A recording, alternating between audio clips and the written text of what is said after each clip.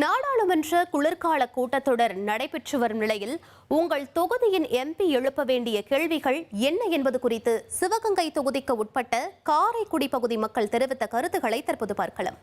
ரயில் போக்குவரத்தை கொஞ்சம் அதிகப்படுத்தி இந்த முன்பதிவுகள்லாம் ரொம்ப லேட் ஆகுது. எங்களுக்கு 2-3 மாசத்துக்கு வரைக்கும் டிக்கெட் புக்கிங்கில் இருக்கு.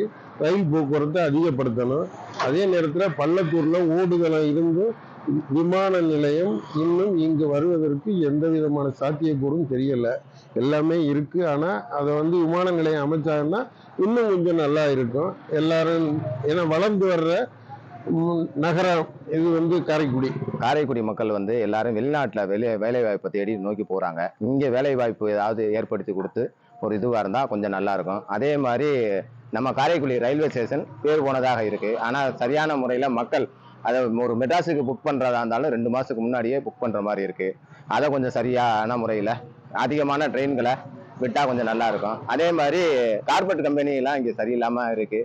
அதை கொஞ்சம் வேலை வாய்ப்பு பண்ணணும். அதே மாதிரி திருமயத்தில் உள்ள பெல்லில் காரைக்குடி மக்களோ சிவகங்கை மக்களோ யாருமே அங்கே வேலை வாய்ப்பில் யாருமே சேரலை. வெளியூர் வெளி ஊர்ல இருந்தே வேலை வாய்ப்பு பண்ணிக்கிட்டு இருக்காங்க. அதை கொஞ்சம் சரி பண்ணாங்கன்னா கொஞ்சம் நல்லா இருக்கும்னு தாழ்மையுடன் கேட்டுக்கொள்கிறேன். ட்ரெயின் சென்னைக்கு புக் பண்ணுறேன்னா கிட்டத்தட்ட ஒரு 3 மாதத்துக்கு புக் பண்ணாலே டிக்கெட்டு கிடைக்குது.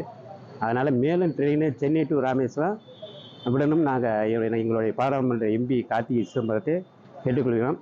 அவருடைய நடவடிக்கையும் பார்த்துட்டு இருக்க பாராளுமன்றத்தில் நல்ல சிறப்பாக பேசுகிறார். காரைக்குடி வழித்தடத்தில் அதிகமான ட்ரெயின் விடணும் என்று வேண்டுகிறேன். காரைக்குடி அருகில் விமான ஓடுதளம் இருக்கு சார். அது கிடப்பில் போடப்பட்டது மாதிரி இருக்கிறது.